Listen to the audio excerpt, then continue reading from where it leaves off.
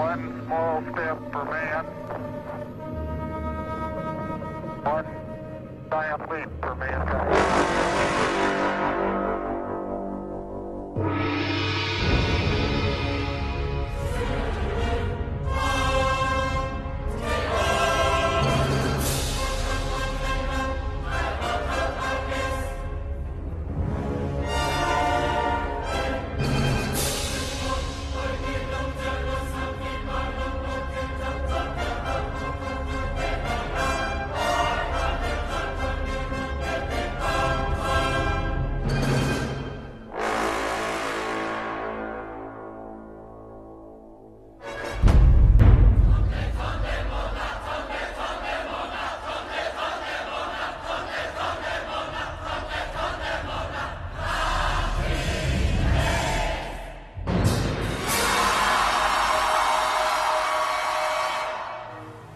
Unidentified flying object.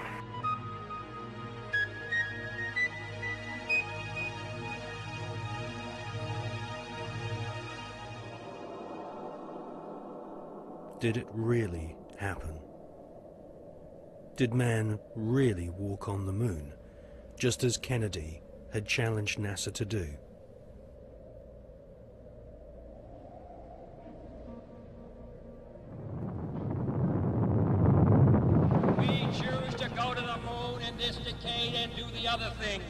Not because they are easy, but because they are hard. The photos of Apollo 11 moon landing have been criticized as being too perfect and looking like they've been photographed inside a TV studio with spotlights.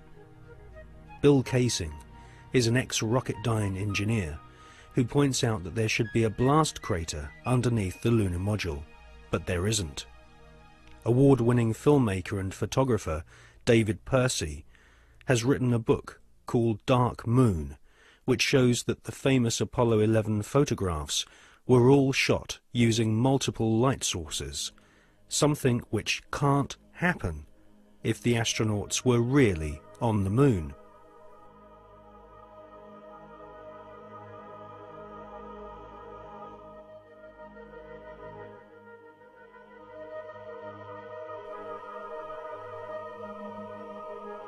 Jim Collier, an American investigator, has pointed out that the lunar module was far too small for two astronauts in full spacesuits to maneuver around inside.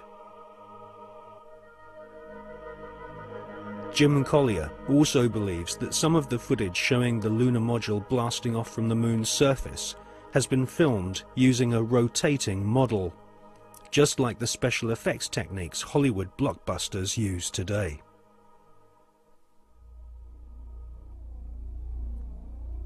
Now, for the first time on film, we present new evidence which proves that at least some of the official NASA photographs taken on the lunar surface are definitely faked, or at the very least, heavily manipulated. Join us now on a quest for the truth to the moon.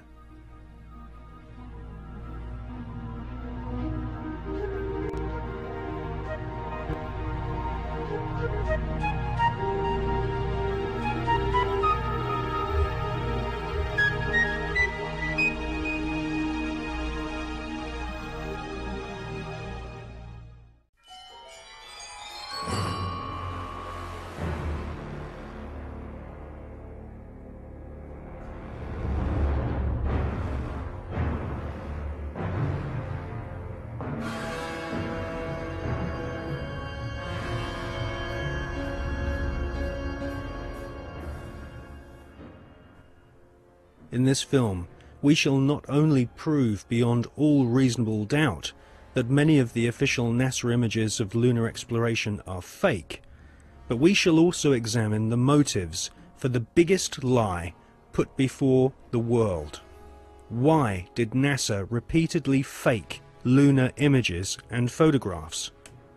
Why did NASA stage lunar expeditions which did not happen? The answer will surprise you. It can be summarized in just two words: money and UFOs.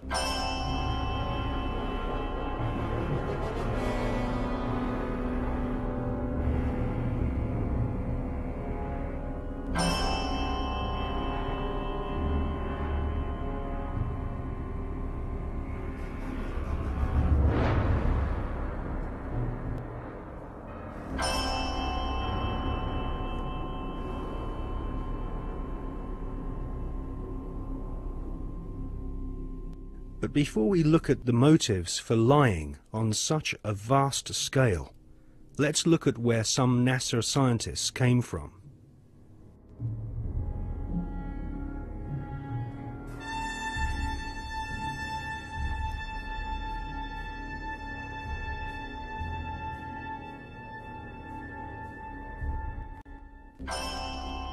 Peenemünde, Nazi Germany.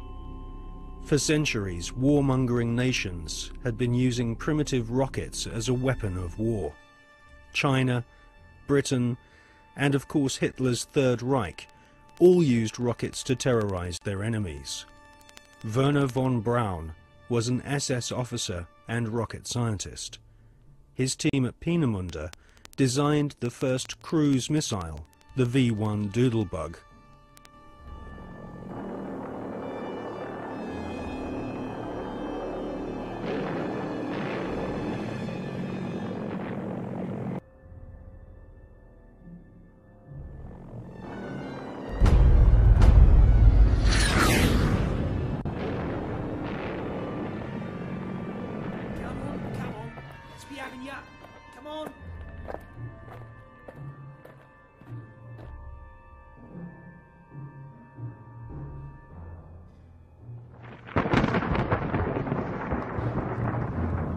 The V-2 rocket was the forerunner to the Saturn V rocket, which would supposedly take man to the moon.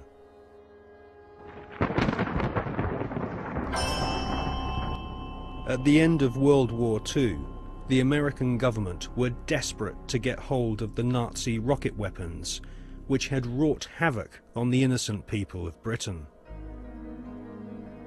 The American government launched Project Paperclip, which secretly changed the war criminal files on Wernher von Braun and his colleagues. Files which described these SS officers as an ardent Nazi were changed to read not an ardent Nazi. Wernher von Braun, his team, and the rocket factory at Peenemünde, which had terrorized Western Europe, was transported to the USA, lock, stock, and barrel.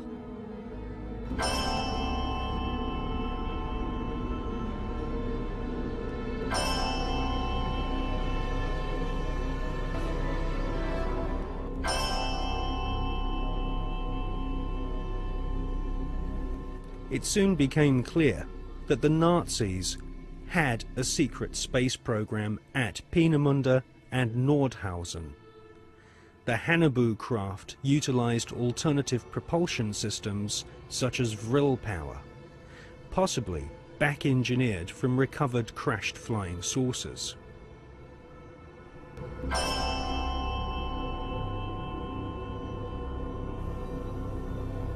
Prescott Bush was the grandfather of today's George W. Bush. Whilst working with the Bank of America and the Jewish Warburg brothers in Wall Street, Prescott Bush helped arrange vast loans to the Third Reich. The Third Reich's space scientists used Jewish prisoners as slaves to build gigantic underground bases and manufacture the V-2 rocket, which would terrorize Europe during 1944 and 1945. At Nordhausen and other sites in Germany and Austria, Wernher von Braun and his team of Nazi SS engineers built vast laboratories and rocket factories. The interior of an entire mountain was excavated to accommodate a secret space facility which was no less than 1 million square feet. It was here, at Nordhausen, in top-secret underground bases, that a huge number of experimental rocket ships and circular flying discs were developed.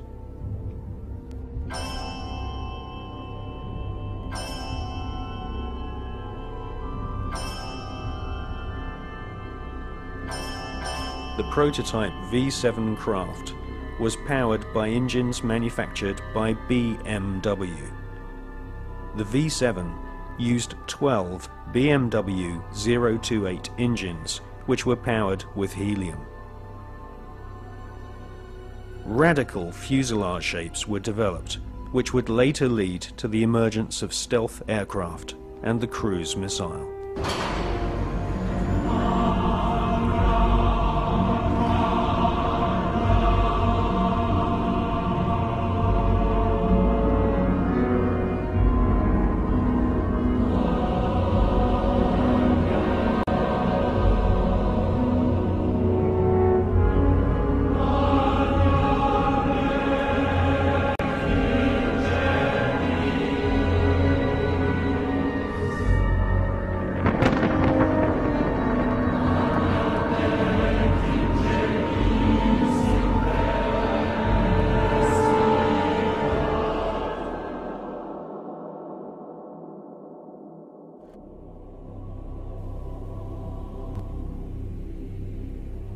Wernher von Braun and his team closely studied photographs of UFOs which had been photographed in Germany, Austria, Switzerland, and Russia.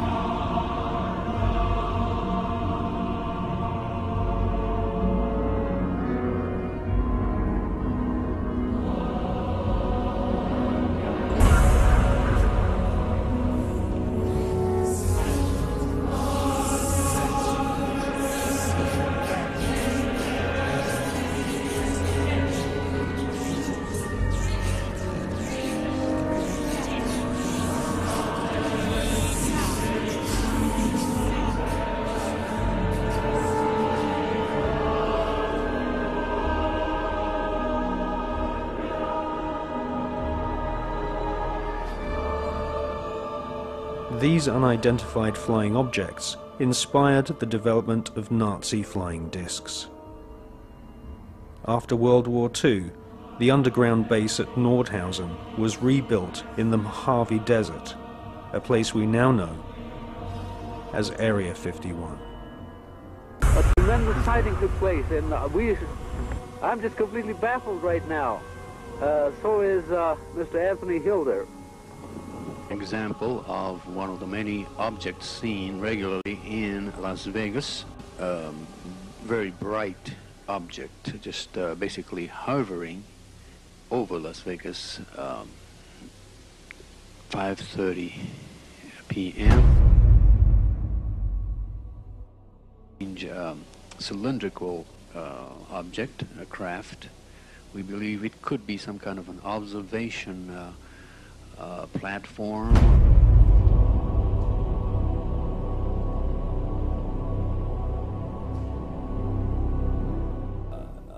The volume of evidence is that the space program that appears on the television news and has done these last few decades is actually only there as a movie to hide the real program which is actually exploring things that these guys already know are there.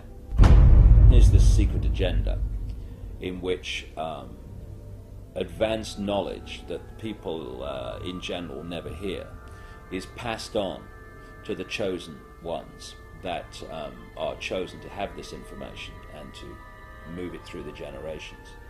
The agenda for centralized control and all that stuff.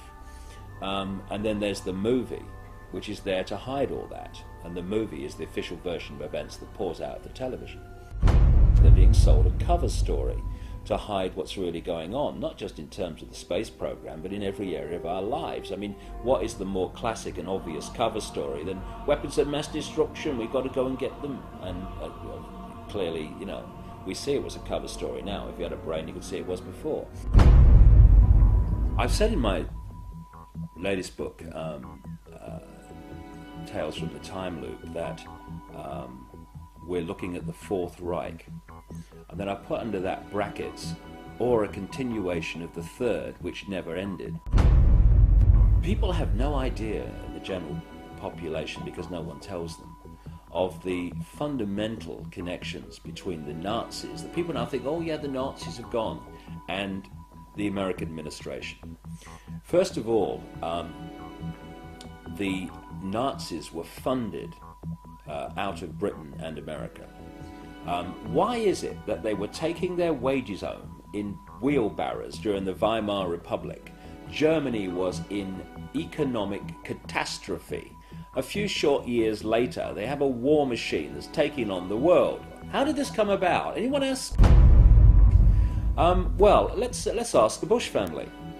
Because, and this is not just me, other researchers have come up with this, and a guy called John Loftus, who is he runs the Holocaust Museum in Florida, that Prescott Bush, who is the grandfather of the present president, he was a major executive of the Harriman Empire in America. And they had a company called the Union Banking Corporation, the UBC, which interfaced with the banking and steel empire in Europe of a guy called Fritz Thyssen, who was named at places like the Nuremberg trial and elsewhere as a major funder of Adolf Hitler and the Nazis. And what Prescott Bush, who was the key executive in the Union Banking Corporation, was doing was funneling money and other resources through the UBC into Thyssen's empire, and then it went to the Nazis, and that's where the war machine came from, also through the Bank of England. Only yesterday, every business, every profession was part of Hitler's system. The doctors, technicians, clockmakers, postmen. Practically every German was part of the Nazi network. They believe they were born to be masters, that we are inferiors, designed to be their slaves. A number of companies in which Prescott Bush was involved in were closed down during the Second World War under the Trading with the Enemies Act. William S. Farish, whose grandson is now Bush's ambassador to Britain, William S. Farish III, very close friend and horse interbreeder with the Queen of England. His grandfather, William S. Farish, was president of Standard Oil, the Rockefeller Oil Company, when it was exposed as supplying the Nazis with oil during the Second World War, while, you know, they were supposedly in conflict with America. So what you had then was this CIA, British intelligence operation called Project Paperclip, which was to get the Nazis, the major Nazis, with all and a lot that with tremendous knowledge that are not registered by history, out of Germany so they would be safe, and into South America and North America to continue this agenda up to the present day. And so this is why you have Nazi after Nazi turning up as founders of and creators of NASA and all these other institutions, the CIA, that appeared immediately after the Second World War. T-minus 2 minutes and counting, and the countdown continues to move along smoothly. Now in the terminal countdown portion, we're standing by now to begin pressurization of the fuel tank. The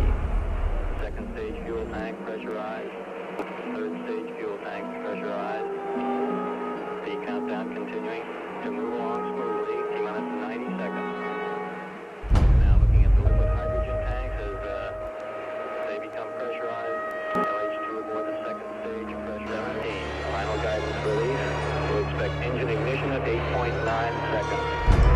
10, 9, 8, 7, ignition.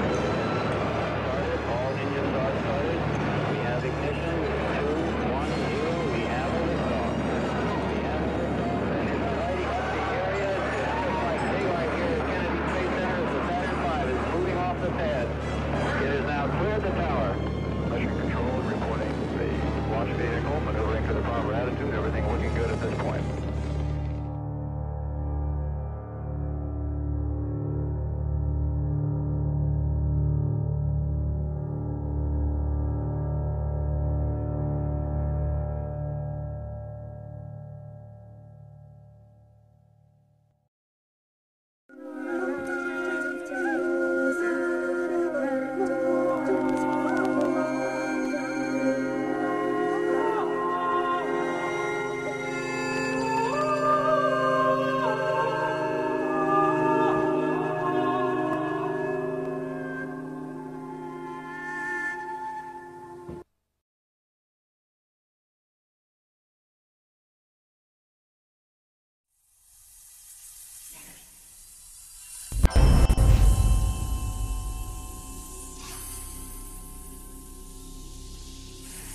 In 2003, the skeptical magazine 14 Times claimed that no such craft or Nazi secret space program had ever existed.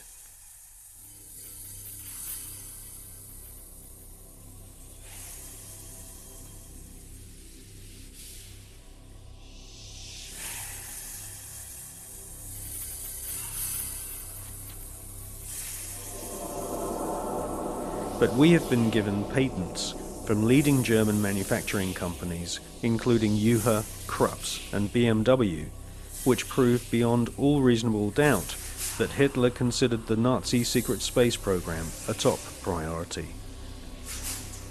And more than 15 billion Deutschmarks were spent developing craft of all shapes and sizes. Secret memos from SS officers revealed that Werner von Braun and Hitler both believed that there were alien civilizations in the universe, and it was their intention to not only conquer all nations on planet Earth, but to also colonize the moon.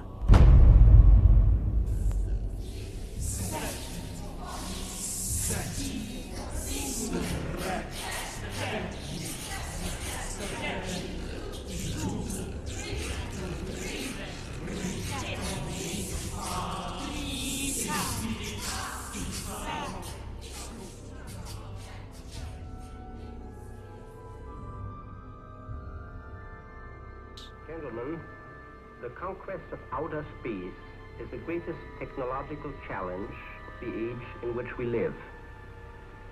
The first decisive step in the conquest of space will be the placing of an object into an orbit wherein it will indefinitely circle the Earth. 1954. Sputnik 1 shocks the world and puts the USSR way ahead in the Cold War. Sputnik 2 takes a dog into space, the first living creature to leave the face of planet Earth. Russia then shocks the world by sending an unmanned probe to the moon. Meanwhile, the US Army plan Project Horizon, a plan to colonize the moon with Americans. This plan was soon abandoned when the true nature of the hostile environment of outer space was discovered by American and Russian scientists.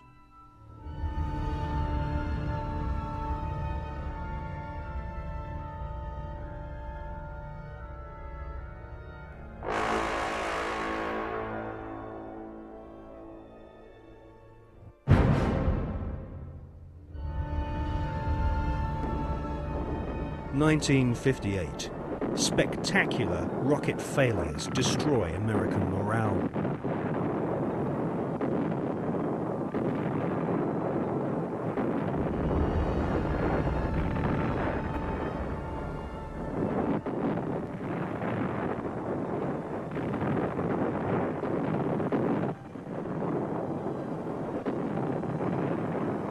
the Explorer 1 space probe confirms planet Earth is surrounded by dangerous radiation. Radiation so powerful that it could cause nausea and cancer. The Van Allen radiation belts and solar particles from the Sun are extremely hazardous to humans. Space is also full of micrometeorites which can rip through spacesuits and metal in the blink of an eye. Meanwhile, Russia celebrate getting the first man into space, Mr. Yuri Gagarin.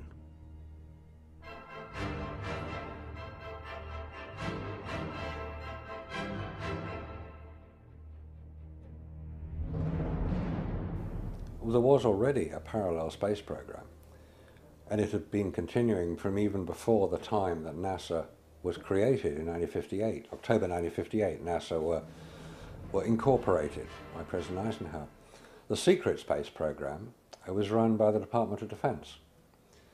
It took its original form in Project Horizon, which was established in 1959, the habitation of the colonization of the moon. The reason for that was that whoever controlled the moon controlled the Earth. If you could launch rockets from the moon onto your enemies on Earth, they couldn't possibly retaliate, therefore you had the upper hand. There was a serious attempt, certainly a serious investigation, to put man on the moon and keep him there.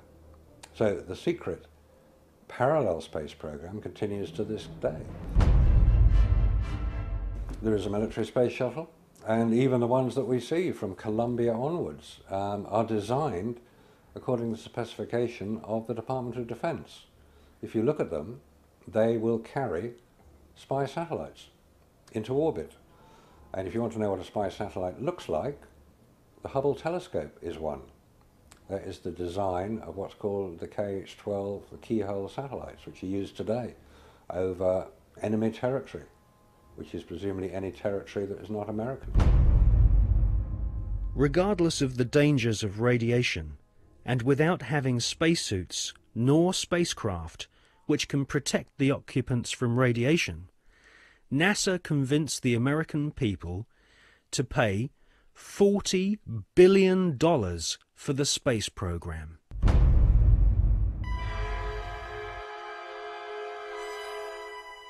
The most lethal forms of radiation, of course, are at the higher end of the spectrum. That's gamma rays and X-rays. We know what ultraviolet can do. If you stay out too long in the sun, you get sunburn and skin cancer and die, and it's all very sad. But gamma rays, and X-rays especially, are particularly lethal to humans, unprotected humans. There was no protection that I have been able to identify. I've found no reference to it. I found nothing that will tell me what level of protection is offered, so I have to assume none was. I've contacted the manufacturers of the spacesuits, and they said there was no radiation protection built into the spacesuits, because I asked them if these same spacesuits could be used by technicians to go to Chernobyl or 3 Mile Island, because the nuclear reactors produce the same radiation as produced in space. They said no, not advisable, no protection. Ex-Nazis were now in charge of vast amounts of tax dollars. In today's value, the Nazis at the heart of the NASA space program were given more than $600 billion. All NASA had to do was announce a new space project, and the money was handed over so that the American government could save face in the Cold War. Alan Shepard and John Glenn were blasted into space using equipment which was still in the prototype stage. John Glenn reports UFOs to Mission Control, which he describes as looking like fireflies, similar to the Foo Fighters reported by pilots during World War II. Werner von Braun and Hermann Oberth were later to confess that they both believe alien life forms exist and may have already visited planet Earth in the past. NASA soon learned that we are not alone in the universe.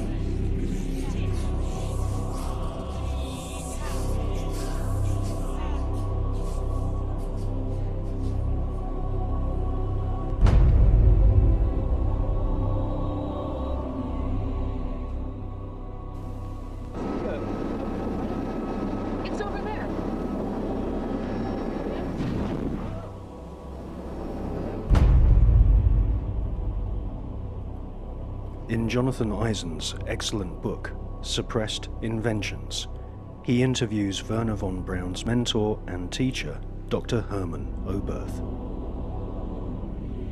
Dr. Oberth makes it quite clear that he has studied the aeronautic performance of UFOs.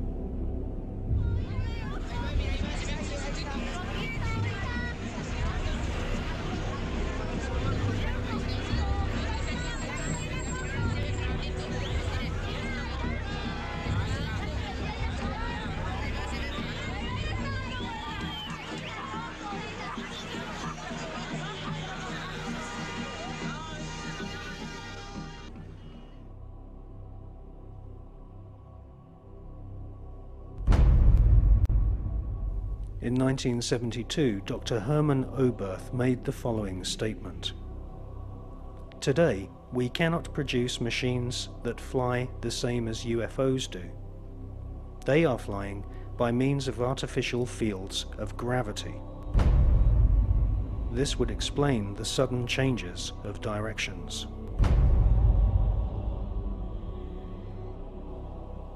This hypothesis would also explain the piling up of these disks into a cylindrical or cigar-shaped mothership upon leaving the Earth, because it is in this fashion that only one field of gravity would be required for all the flying saucers. Dr. Oberth then added, "We cannot take credit for our record advancement in certain scientific fields alone. We have been helped, and we have been helped by the people of other worlds."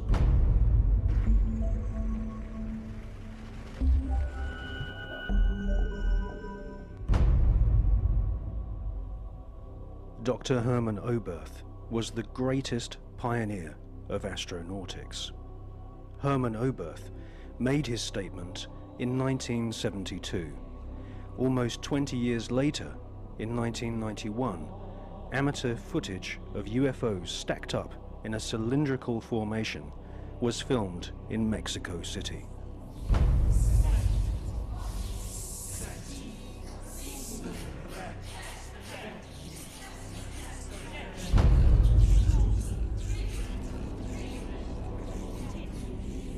It's a monopoly that is being conducted through science about the possibilities of finding life in a different planet or satellite in the space.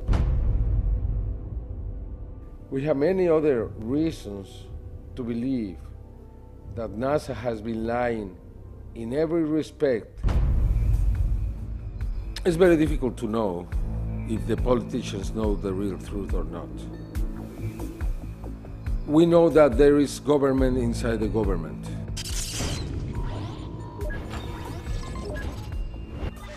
We know that there is military intelligence. We know that in America, after the Manhattan Project was created, that group subsists. And that group was the one who handled the Roswell crash, the Socorro crash, and others. Are you talking about Majestic 12? Yeah, probably it's a different name now. Now it's not Majestic 12, now it's something else. I am here to discuss the so-called flying saucers. The Air Force interest in this problem has been due to our feeling of an obligation to identify and analyze to the best of our ability anything in the air that may have the possibility of threat or menace to the United States.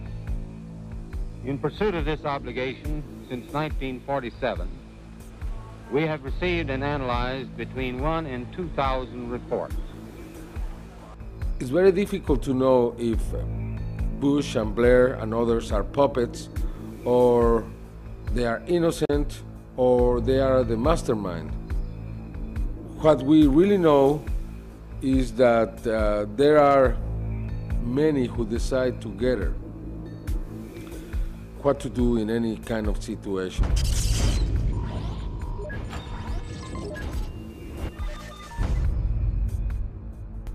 The Russians now have a very different policy around this phenomenon. We have to remember that when Gorbachev met Reagan,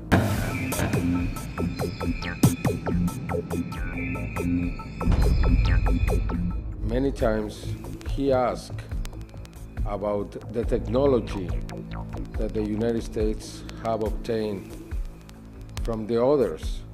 And always Reagan, joking, replied to Gorbachev, "What did you do with it too?" They never said we are speaking about alien technology, but many times they spoke about the other technology. And we know that Gorbachev renounced to the race, the Cold era, because he learned that the United States had technology from these beings. From the Greys. From the Greys.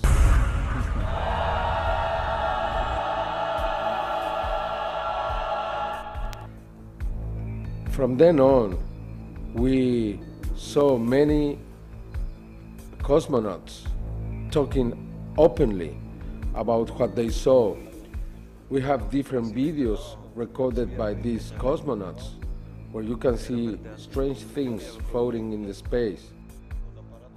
Non ho fatto in tempo a prendere la macchina fotografica o una videocamera perché è sparito da circa 7 secondi. А где вы летели? На какой части Земли? Eravamo sopra il Newfoundland. Terra nuova. We have also something very important, which is a video taken inside the space agency in Russia, where you can see the Mir surrounded by dozens of bright objects. This is Mission Control Houston. We are using the payload bay cameras right now to hopefully catch a glimpse of the Russian space station Mir as it performs an on-orbit burn. The payload bay cameras are positioned such that they're looking straight back behind the orbiter, where the Mir is flying at about 850 nautical miles behind us.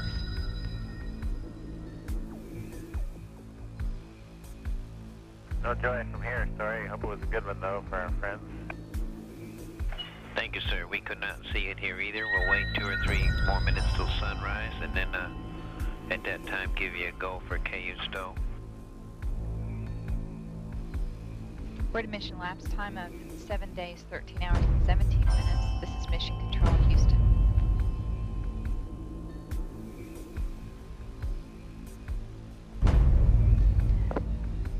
The Mir space station is now visible. Yeah, we do see something flashing visually, but we're not sure that that might be...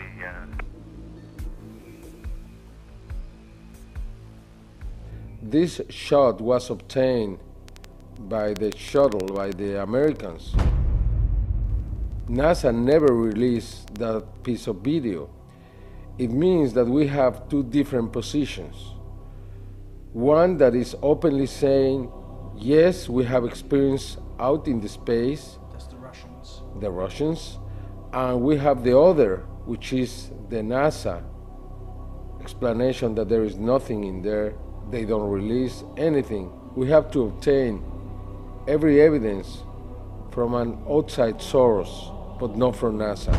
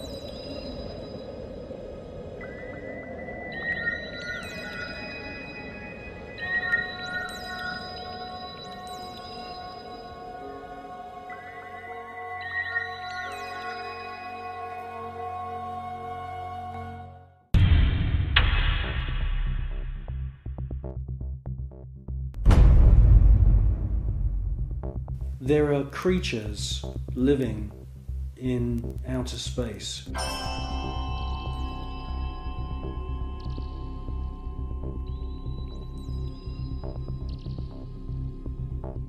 And I'm the first one to realize how crazy that sounds. Scientists would immediately say, well, that's impossible. There's ultraviolet radiation in space. Without having a craft around you, you'll die. Well, all I can say is that these, I call them space serpents, they do exist.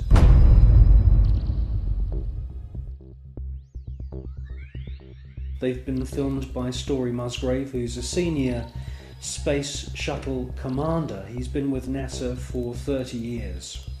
He's seen one of these space serpents on 2 occasions. He's filmed it on 1 occasion.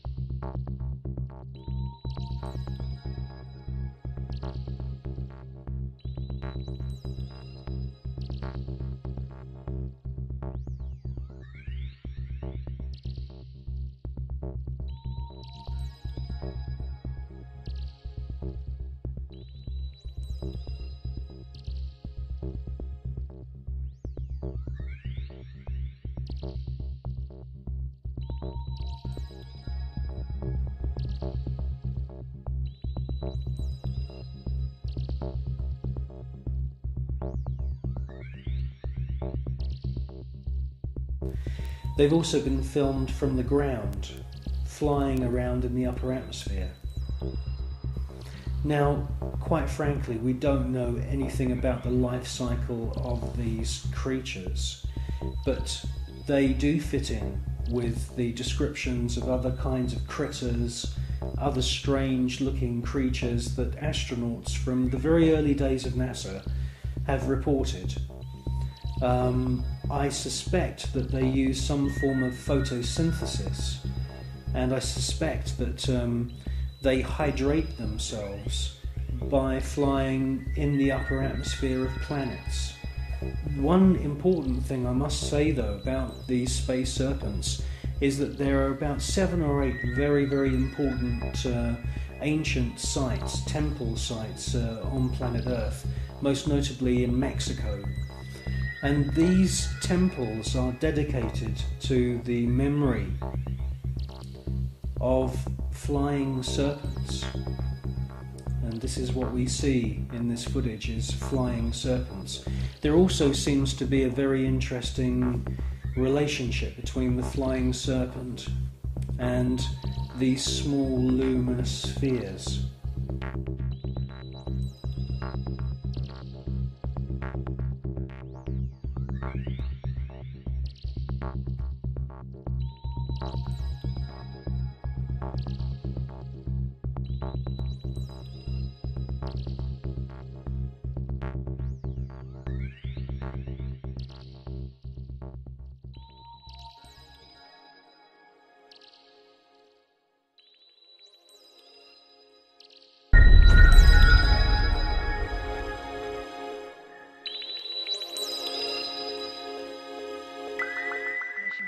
Houston, we are using the payload bay cameras right now to hopefully catch a glimpse of the Russian space station Mir as it performs an on-orbit burn.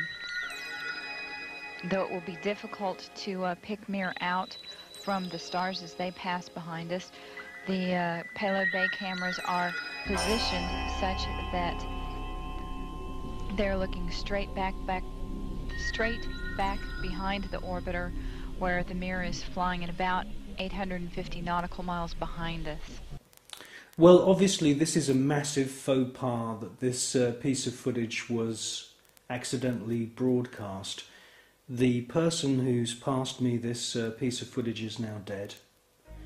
The footage that we see, mostly of UFOs, has been filmed with image intensifying equipment.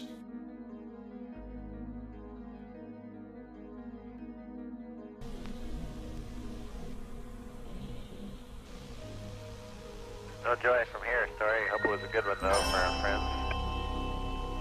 Thank you, sir. We could not see it here either. We'll wait 2 or 3 more minutes till sunrise, and then at that time give you a go for KU stow.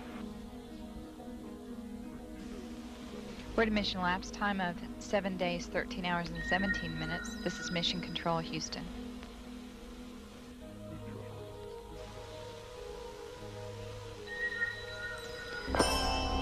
The Mir space station is now visible on the far left-hand side of the screen, about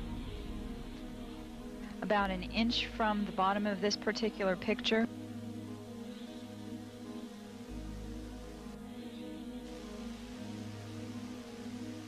Okay, the Mir space station is the small flashing light in the center, about an inch from Camera Charlie on a monitor.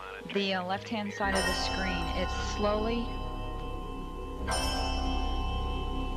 Tally ho on the camera. It is slowly moving closer to the left-hand side and is has a very light flashing to it. We think on the middle of the screen, way to the left-hand side.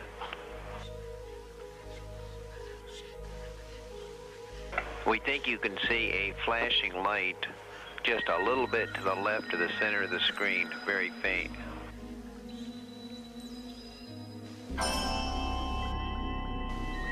Yeah, we do see something flashing visually, but we're not sure that might be...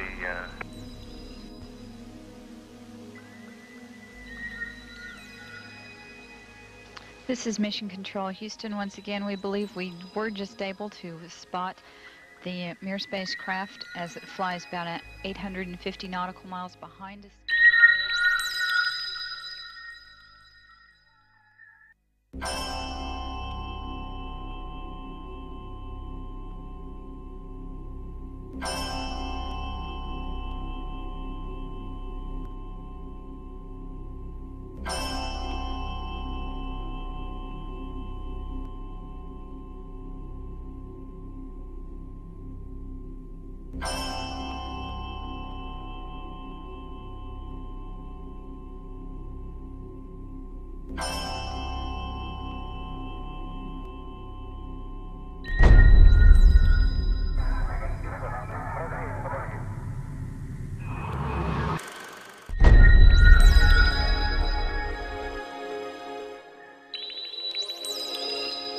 Yes, STS-80 was a very, very strange space shuttle mission.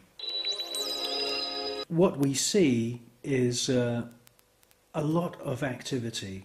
It can't all be put down to natural phenomena. James Oberg at NASA and all the other pundits at NASA would love you to believe that these are all ice crystals and space junk and debris.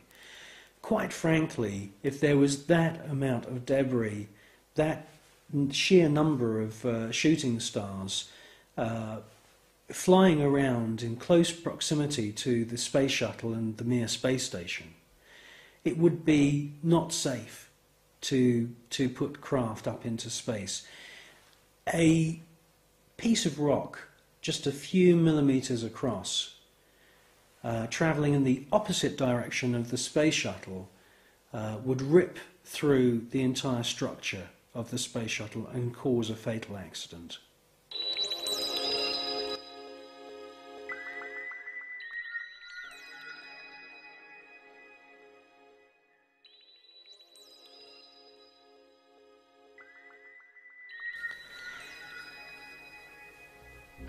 Well, people always say to me, you know, if there's extraterrestrials and if there's UFOs, why don't they make themselves known to us publicly? Well, I think with the space shuttle mission STS-80, that's exactly what they did do. You see objects which are out of focus, or they are transparent in some kind of way. And the first one comes from behind the space shuttle, comes into the field of view, and they make their way to the upper atmosphere. That's at least what it looks like. It's joined by many others, and you get a kind of rough circular formation appearing. And then you get the piece de resistance, the last orb comes into the center of this formation, and as soon as it finds its position, it lights up. And then you can see a sort of dance of lights around this formation. Now, this suggests to me incredible intelligence. It suggests to me that they are saying, look at us, look how clever we are. And it's an astounding piece of footage.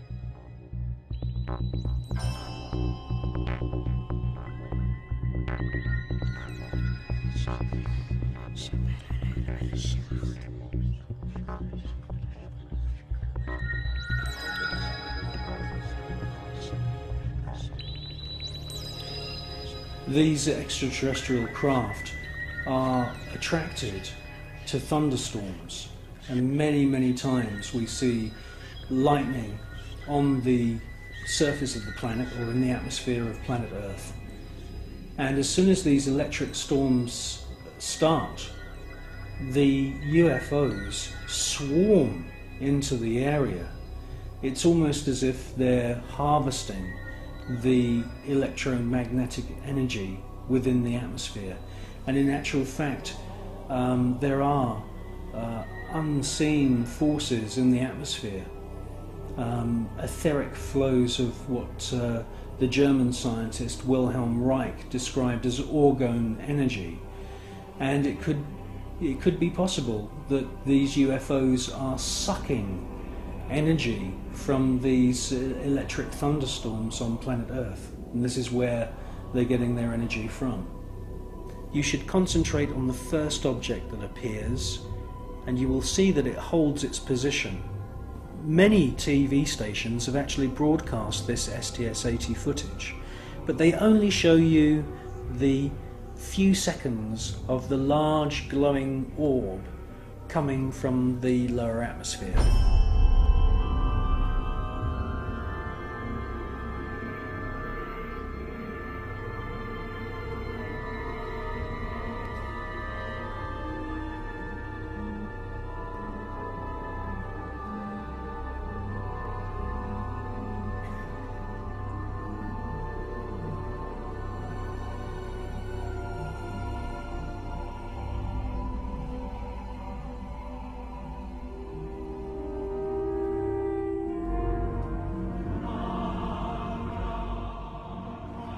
The cameraman who's operating the space shuttle camera is fully aware that the first object has held its position, and after the large orb has ascended from the lower atmosphere and the shuttle is moving away from the scene, the cameraman is actually zooming in at the end of the sequence to double check the position of the first luminous orb, and it's a fascinating piece of video.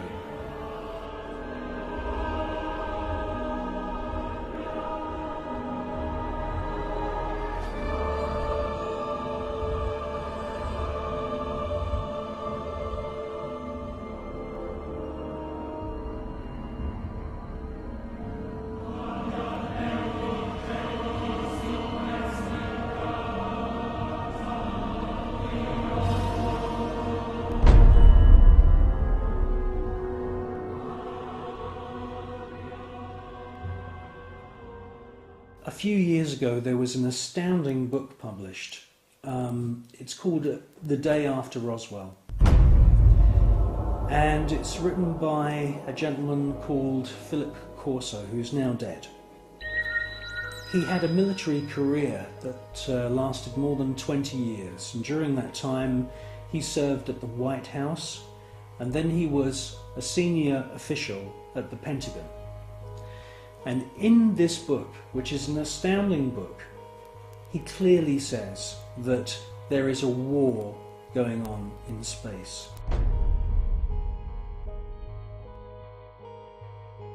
In other words, NASA and the American military have designed weapons. He says in his book that some of the weapons are based on patents of the genius inventor Nikola Tesla. Philip Corso tells us that there are plasma beam weapons being used against these UFOs, and that sometimes these UFOs are hit.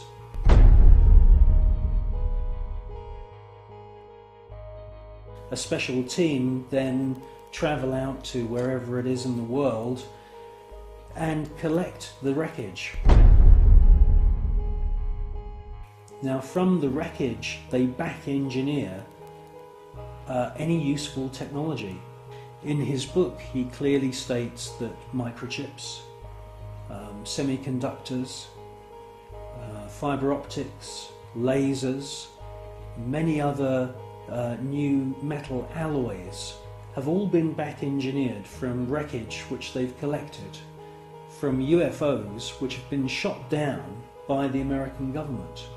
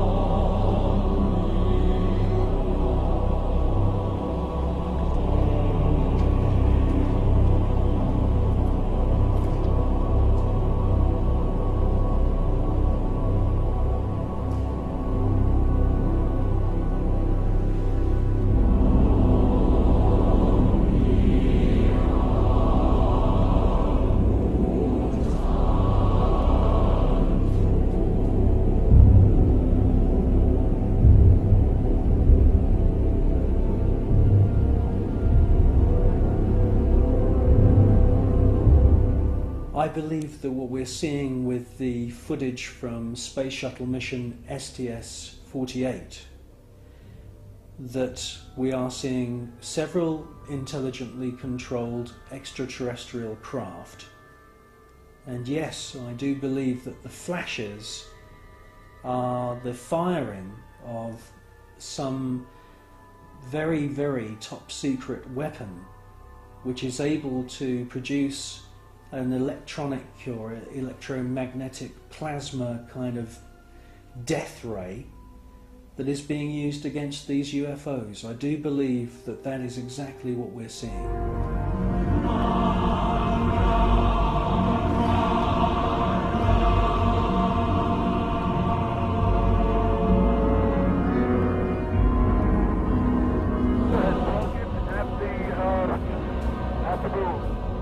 The tether has broken and is going away from us. Get it on the TV. The tether has broken. Space Shuttle mission STS-75, the tether incident. A lot has been said about this incident. Personally, I feel that most of the objects that you see are actual individual parts of the tether, just floating around in space, and that they're out of focus. It's a fascinating piece of footage, and I wouldn't be surprised if there weren't, quite a few UFOs coming into the scene to check out our technology, just as the same as they've done many times before. The crew can see the tether and see the satellite. It's beautiful.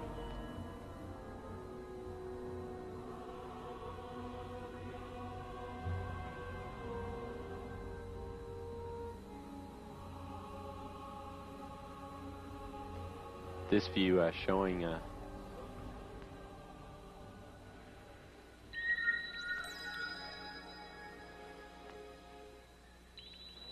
the satellite. Again, just moving into sunrise. 81 nautical miles now from Columbia.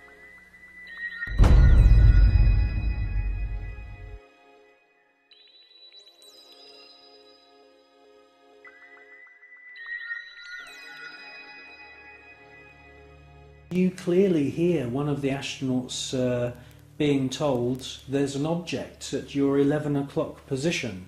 It's about your 10 o'clock, 11 o'clock going away. Don't worry about it. And the other astronaut, who's obviously in the know, says don't worry about it. Out there. I'm not sure what you're talking about.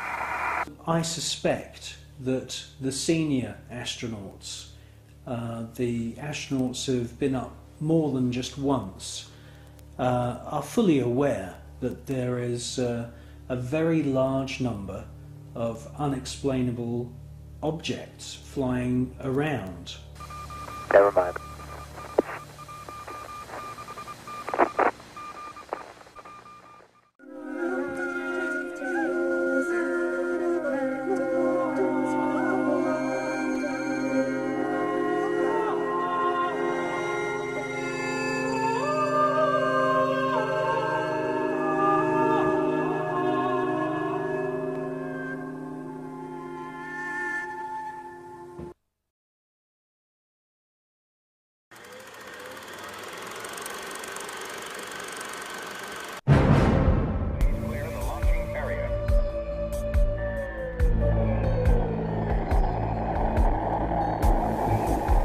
NASA spent gigantic sums of money during the 1960s, but most of it was spent on the ground, not in space. Huge American corporations, many of which were manufacturing hardware for the military, made gigantic profits designing space vehicles and, more importantly, life-sized models of spaceships, and even huge stage sets resembling the lunar surface. Someone in NASA had realized that after taking billions of dollars from the American people, if they couldn't make it to the moon, they would fake it to the moon. Obviously, if you're going to somewhere that nobody has been before, you need to have a simulator which recreates that environment as closely as you can. If you're going to the moon, you recreate the surface of the moon.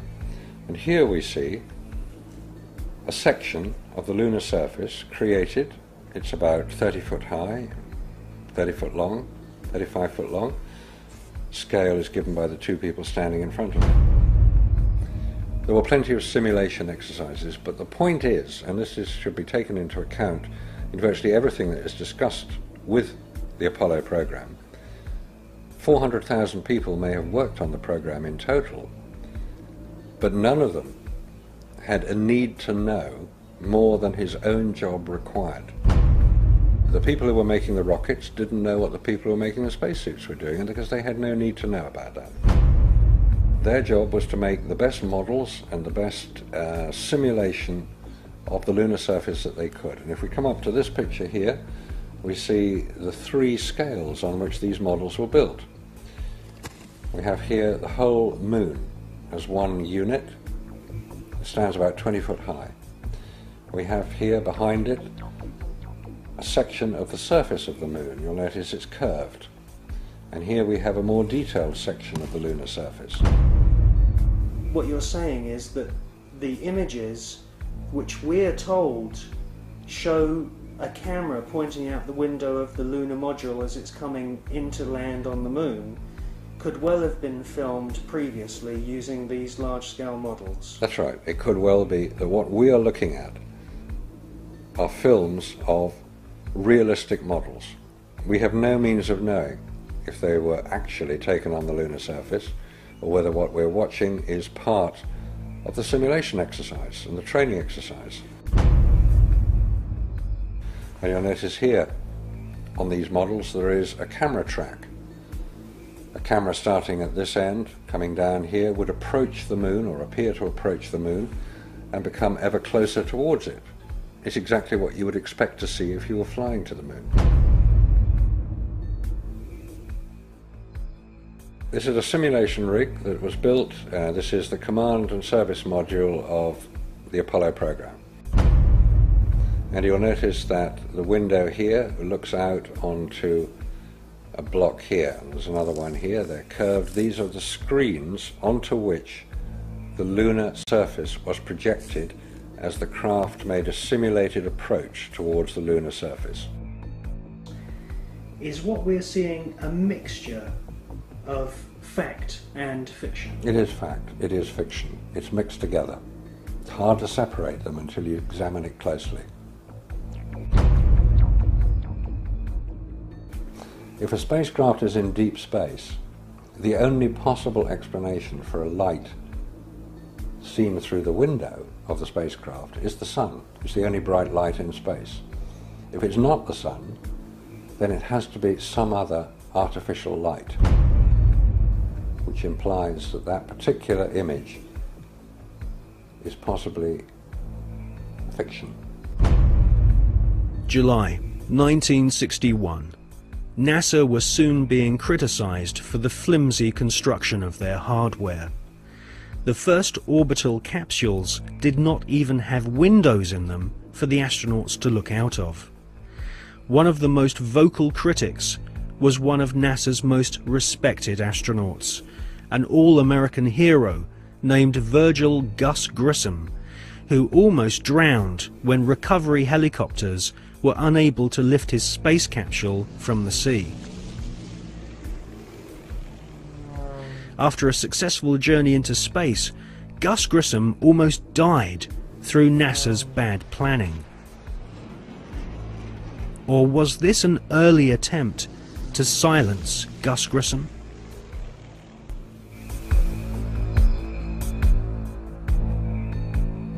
May 1963. Astronaut Gordon Cooper experiences re-entry problems in his Faith 7 rocket ship. 7, 6, 5, 4, 3, 2, 1. Roger, have a lift off and the clock is operating. That's the clock.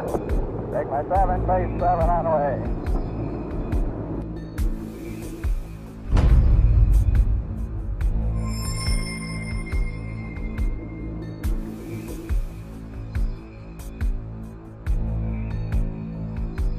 the prototype lunar module, known as the LIM, had serious stability problems.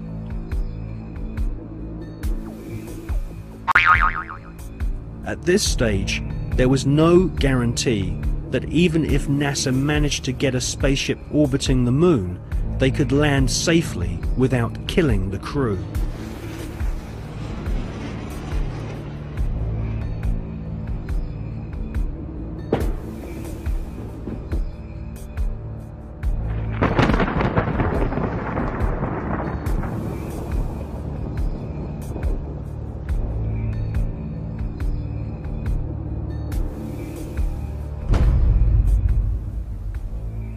Could the footage which we see of the LIM approaching the moon be filmed in a TV studio?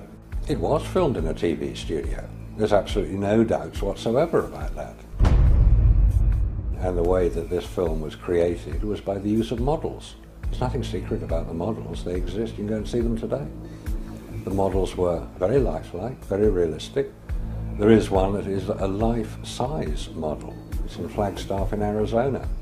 It's 2 miles long, and it's an exact replica of the Sea of Tranquility.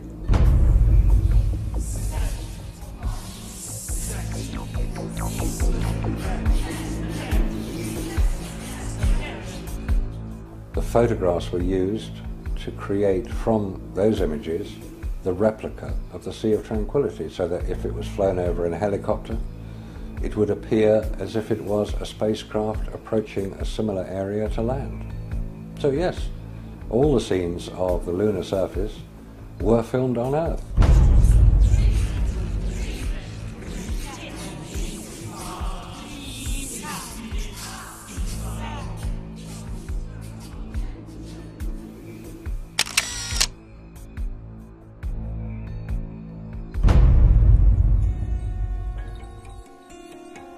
June 1965.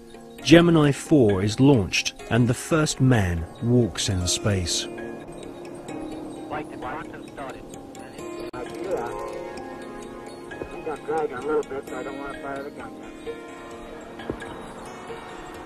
Okay, I'm out. Okay, now, close the trigger.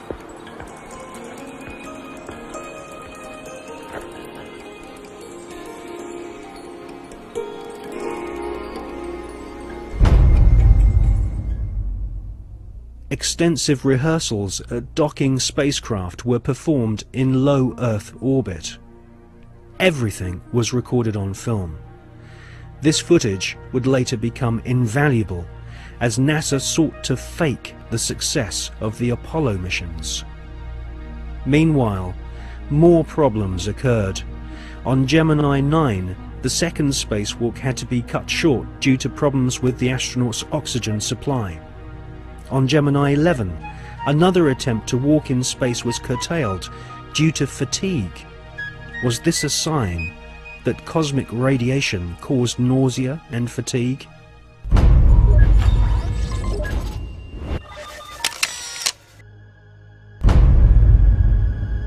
NASA could not risk the public humiliation of having brave astronauts crashing to their deaths on the lunar surface broadcast on live TV.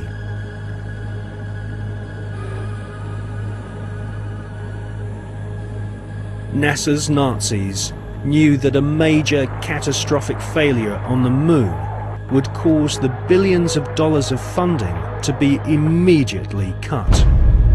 Anyone with the most elementary grasp of science could tell that the Saturn V rockets were merely big versions of the Nazis' V-2 killing machines.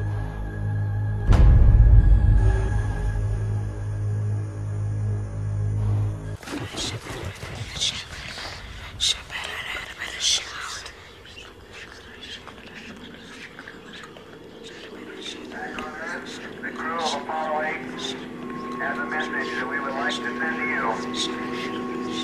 In the beginning, God created the heaven and the earth. And the earth was without form and void, and darkness was upon the face of the deep. And the Spirit of God moved upon the face of the waters. And God said, "Let there be light." And there was light. And God saw the light, that it was good. And God divided the light from the darkness. And God called the light day, and the darkness he called night, and the evening and the morning were the first day. And God said, let there be a firmament in the midst of the waters.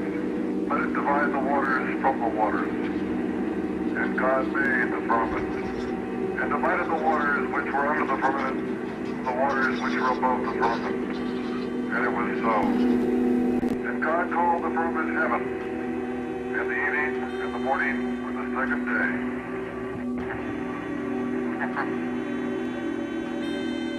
God said, let the waters under the heaven be gathered together into one place, and let the dry land appear, and it was so. And God called the dry land earth, and the gathering together of the waters called he seas. And God saw that it was good.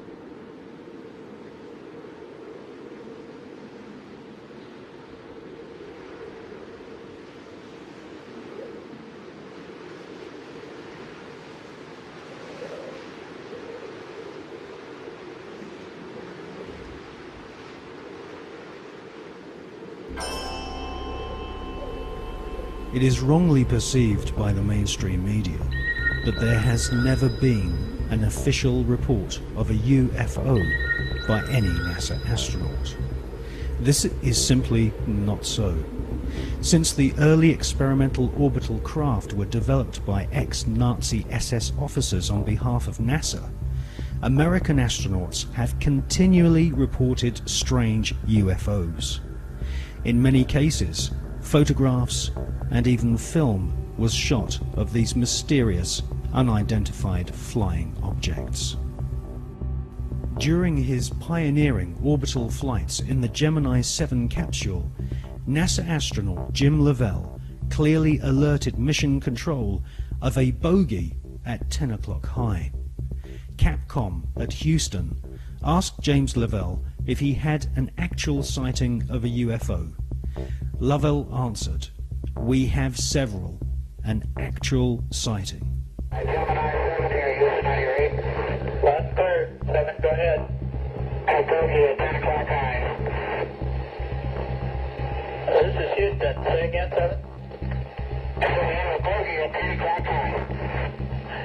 Roger.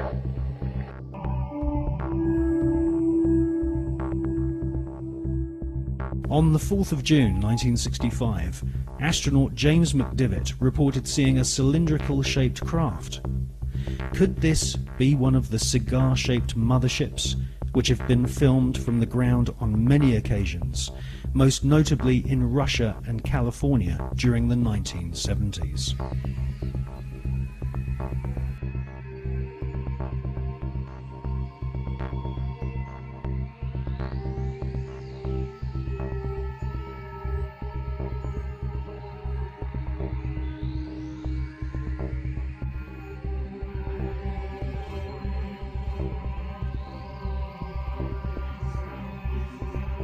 Former astronaut Gordon Cooper has publicly stated that his interest in UFOs was one of the reasons why he became an astronaut in the first place.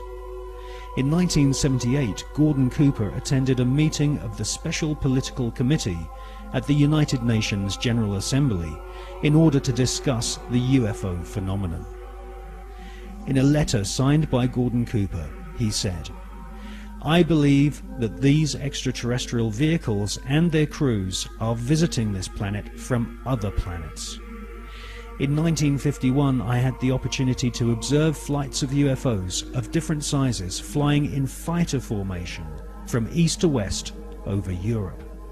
In a tape-recorded interview given by Cooper in 1973, he stated, "For many years I have lived with a secret, in a secrecy imposed on all specialists in astronautics. I can now reveal that every day in the USA, our radar instruments capture objects of form and composition unknown to us."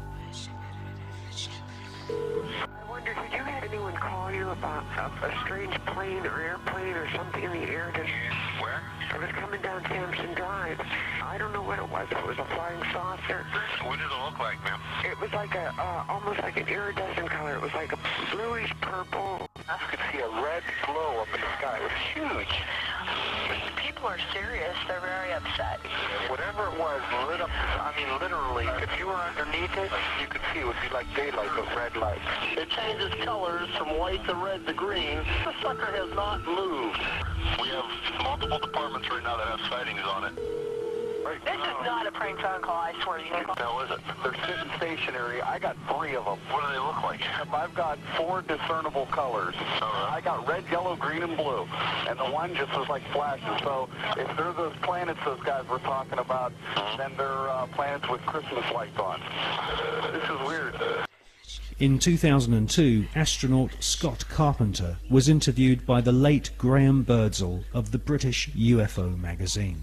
Scott Carpenter and his fellow veteran astronaut friend John Glenn both witnessed strange creatures in space during their pioneering flights. Now, there were so many unknowns in the early days. And this is a fact of the matter. We were really not sure after John flew whether or not there were critters, living critters out there somewhere.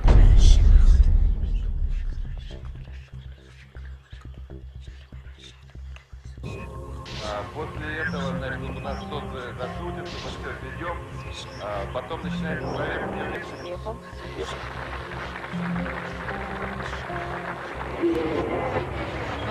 Yes, we have some, not thousands, some cases when Russian astronauts watched objects. Yes.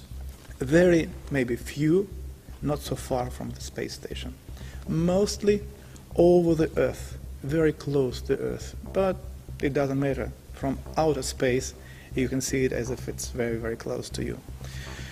And I talked to Musa Manarov and I talked to Gennady Strikalov and the other astronauts, and they told me that they have seen much more cases of UFOs, but without possibility to film it, because he said, it's always like with Russians. When you see something, whether this camera is without battery or with battery lying at the other end of a spacecraft, or, as Musa once told me, I see strange, interesting object, but at the same time a spacecraft is coming to me and I need to dock it, and I can't leave the place and film it.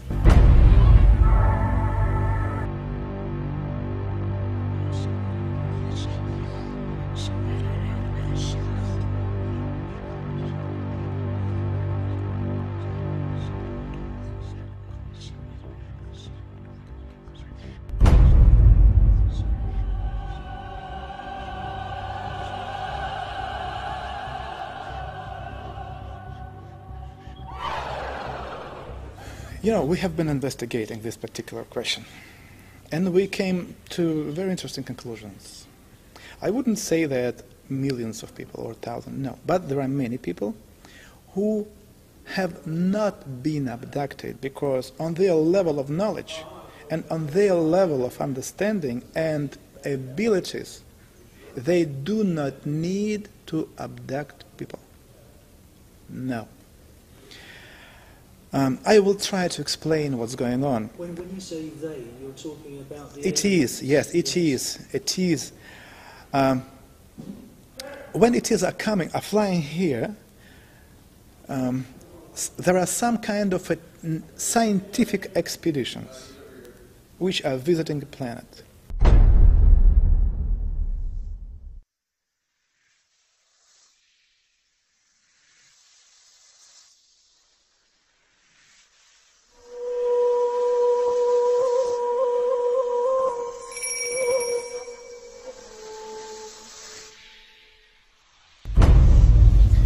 For us it was very unusual to find out that the deepest and the first, the most important interest for them is the God.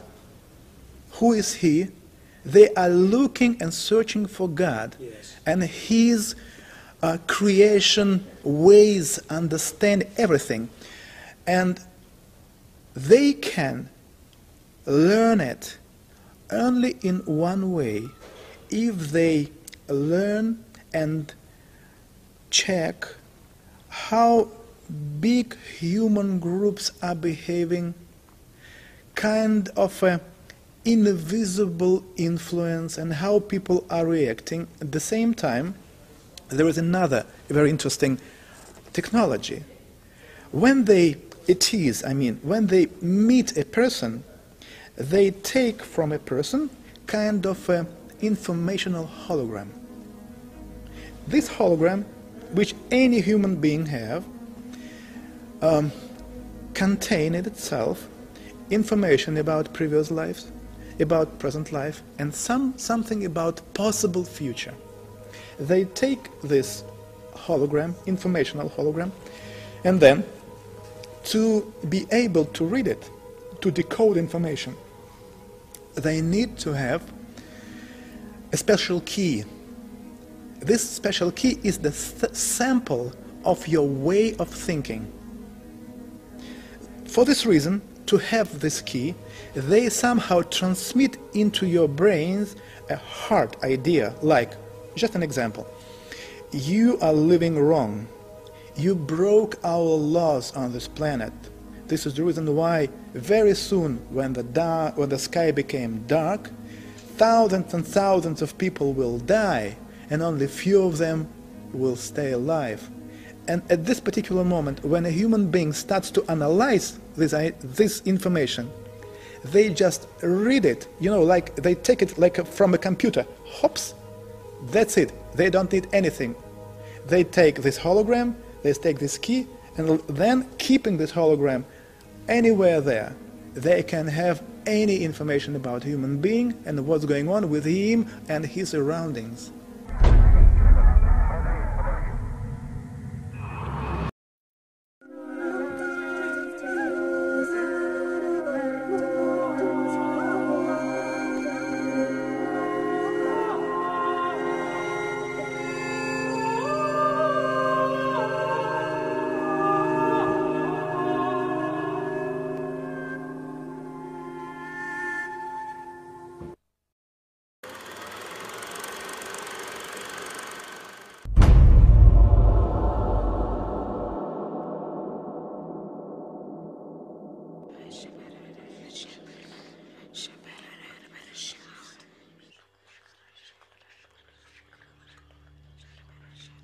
Regardless of whether the Apollo moon landing was faked or not, an interesting photograph hangs on the wall of the Sanctuary of the Scottish Rite Masons in Washington, D.C. This photograph shows astronaut Neil Armstrong holding a Masonic apron over his spacesuit.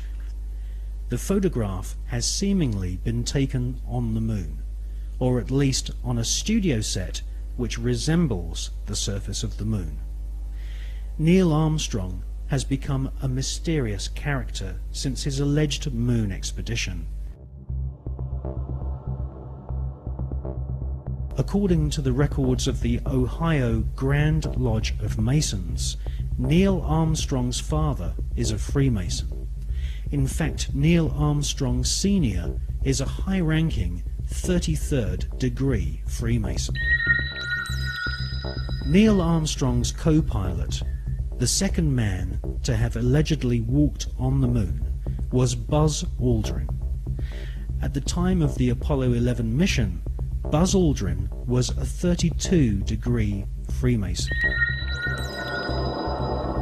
They were in good company, as many of NASA's astronauts were also Freemasons, including Gordon Cooper, Walter Schirra, John Glenn, Edgar Mitchell, Thomas Stafford, and Paul Weitz.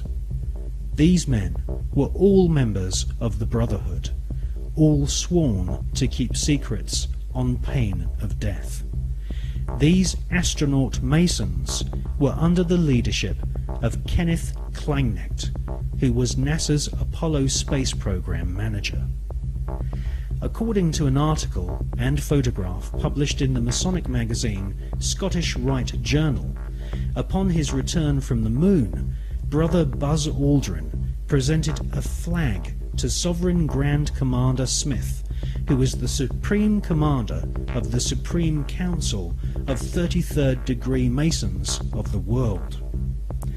The flag Buzz Aldrin presented had been taken to the moon on Apollo 11. According to a Masonic lecture delivered at Beauverde University in 1994 by American Masonic historians, astronauts Buzz Aldrin and Neil Armstrong performed a Masonic ritual exactly 33 minutes after touchdown on the lunar surface.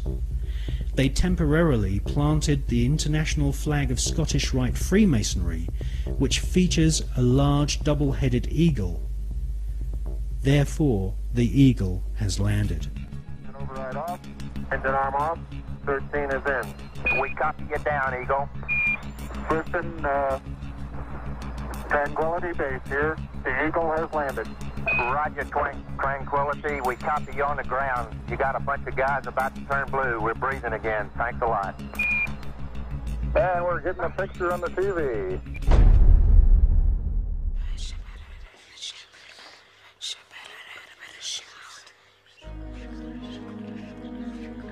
The short Masonic ritual Armstrong and Aldrin allegedly performed declared the celestial body of the moon to be the property of the Masonic God. Who is the Masonic God? As confirmed by former Supreme Commander of the 33rd Degree and Grand Wizard of the Ku Klux Klan, Albert Pike, the Masonic God is Lucifer.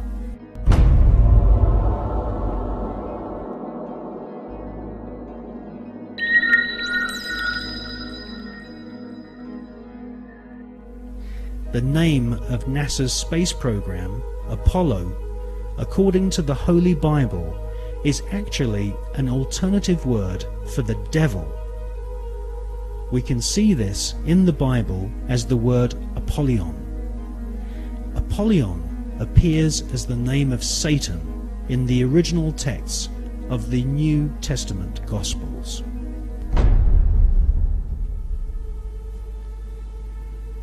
Like Christopher Columbus and many explorers before them, Armstrong and Aldrin used a flag to claim territory for their monarch. Upon their return, NASA Space Program Manager Kenneth Kleineknecht invited the Apollo crew to a secret Masonic ceremony, which saw Kleineknecht's brother be appointed to the Sovereign Grand Commander and titular head of all Scottish Rite Masons throughout the world.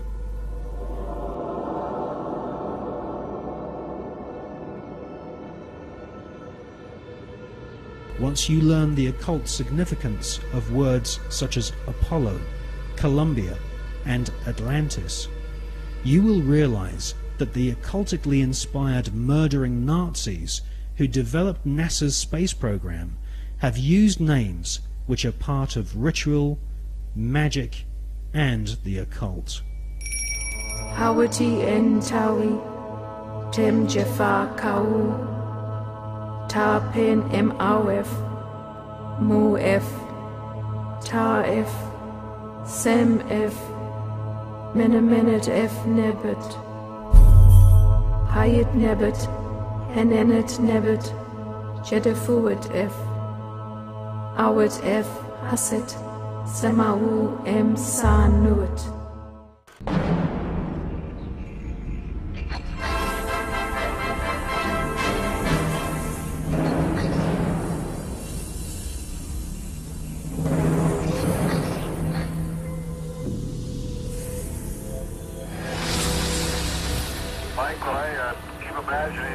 I'm a lonely traveler from another planet. What I think about the Earth from this altitude, whether I think it'd be inhabited or not.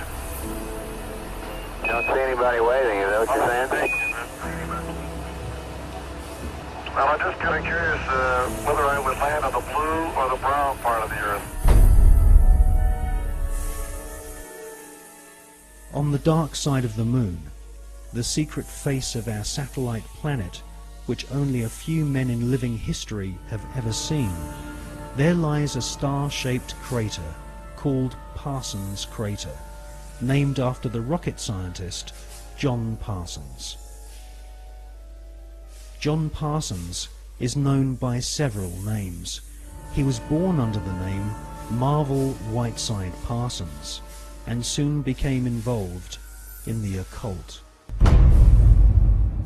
Charles Taze Russell, who invented the Jehovah's Witness movement in America, predicted that the beginning of the end of the world would commence on October 2nd, 1914. On this very day, rocket scientist John Parsons, better known in occult circles as Jack Parsons, was born.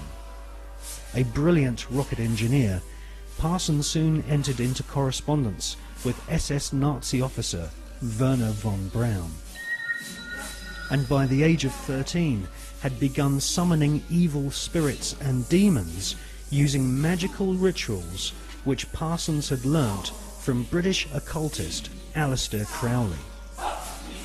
Aleister Crowley styled himself as the Beast, and Jack Parsons referred to Aleister Crowley as his father.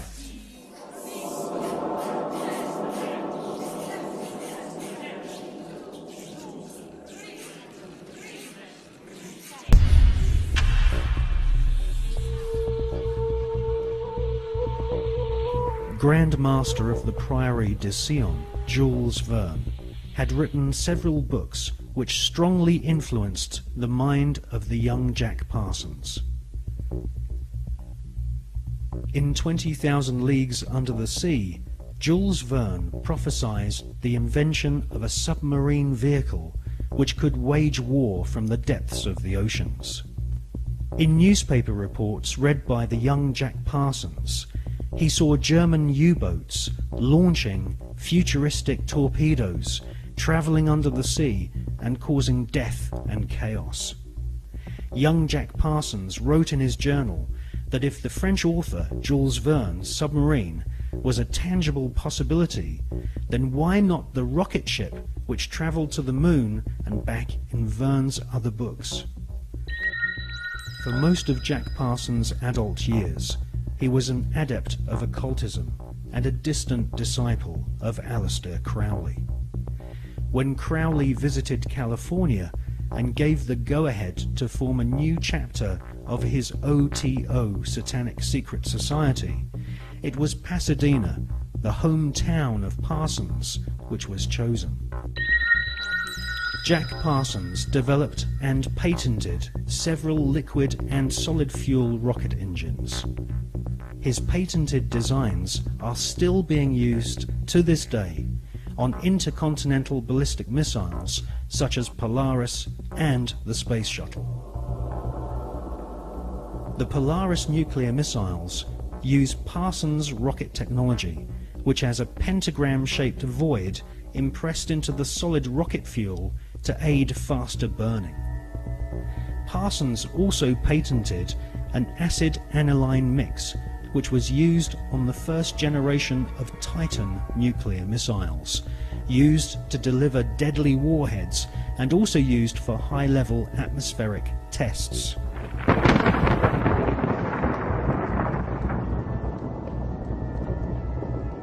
Coincidentally, Jack Parsons' occult mentor, the British beast Aleister Crowley, used to often call himself the nickname Titan.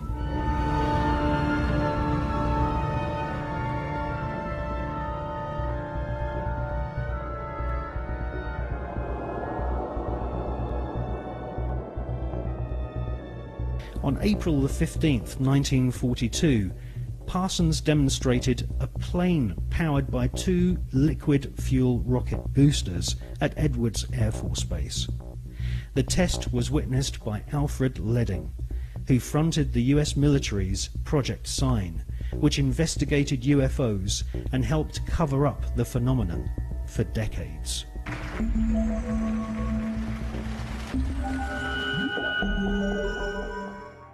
Jack Parsons revered the English Satanist Aleister Crowley, and eventually became the leader of one of Crowley's secret cults called the OTO.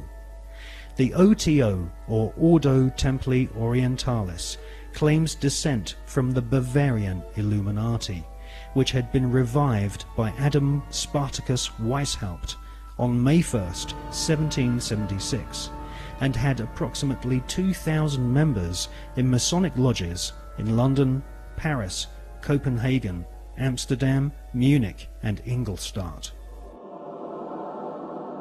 The Illuminati was essentially controlled by European, Germanic, Jewish aristocrats, who sought to replace the church, government system and national identity of nations with an Illuminati-controlled superstate. The Illuminati was eventually outlawed in Europe, and the founders fled to America. They then fragmented their maverick secret society into fraternities operating from the campuses of Yale, Harvard and Princeton.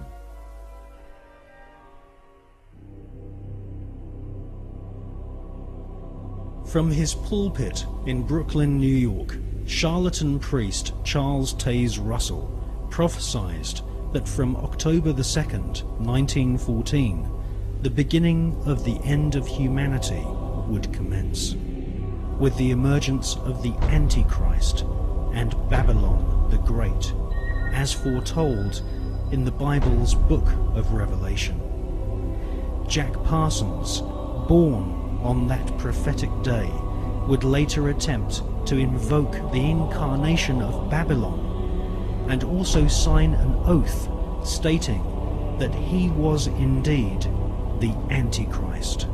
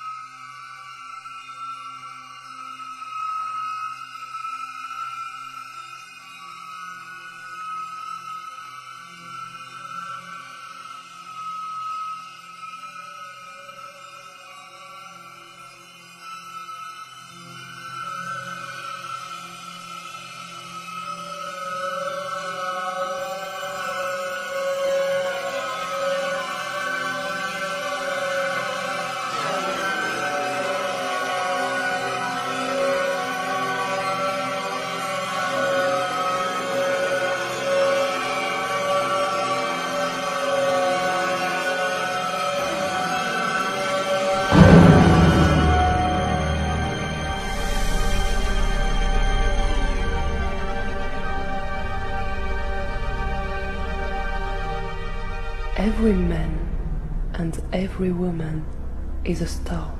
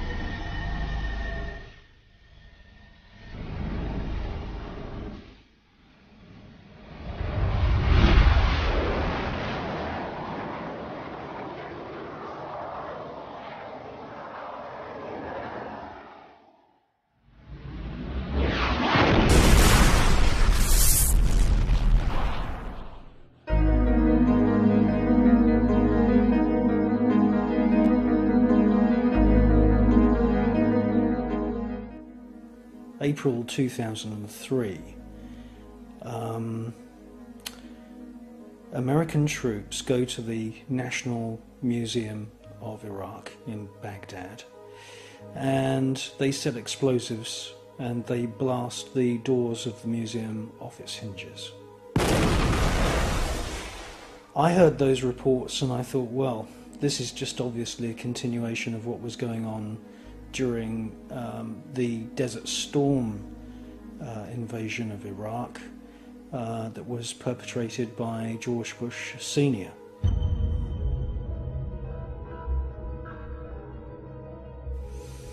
And now we know that there's George Bush Jr. blowing the doors off of the National Museum. So what's taken? Well, surprise, surprise. Thousands of objects are taken, and they mostly come from the Assyrian, Babylonian and Sumerian kingdoms of ancient Iraq.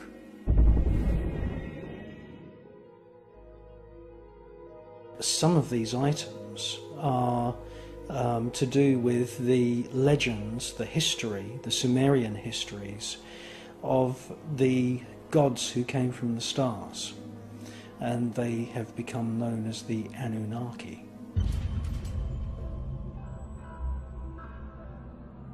$2 billion a week is being spent by the American military forces, by George Bush Jr. And it's not just museums that are being looted. Archaeological sites have been bulldozed by American military forces.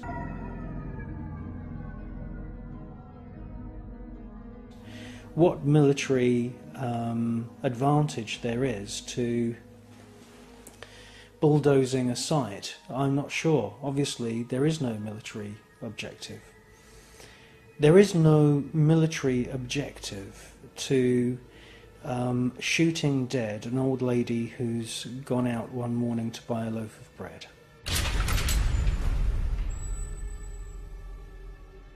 There's no military objective whatsoever in opening fire on a market full of people selling goats.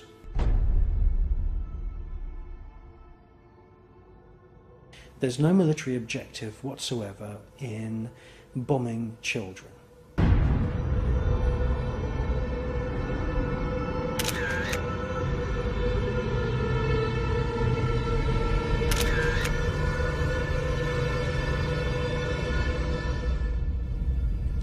Now, I wanted to make this film 8 years ago, and I've got lots of friends who write books about UFOs and extraterrestrials. When I told them, you know, my idea for this film, the full idea, lots of them said, for God's sake, don't make that film, because, you know, you're mixing up, you know, the war in Iraq with extraterrestrials, and you know, people aren't going to see the connection. It's going to be a very, very difficult film. So Secret Space Volume 1, which is what I made in 2005, should have been Volume 2, and this film should have been Volume 1. But basically my conviction of 8 years ago has become stronger and stronger as I've seen events unfold in Iraq.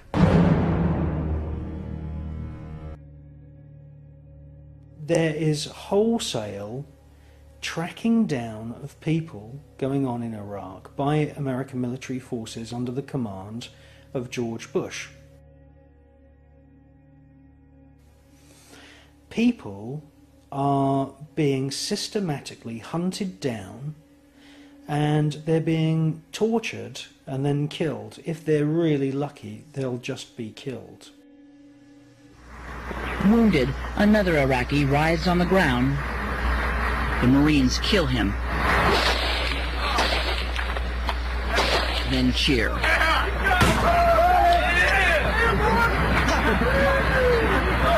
man, these guys are dead now, you know.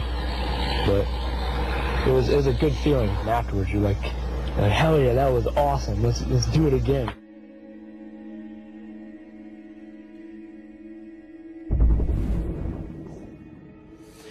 I've heard one report of a gentleman who was working at a local garage.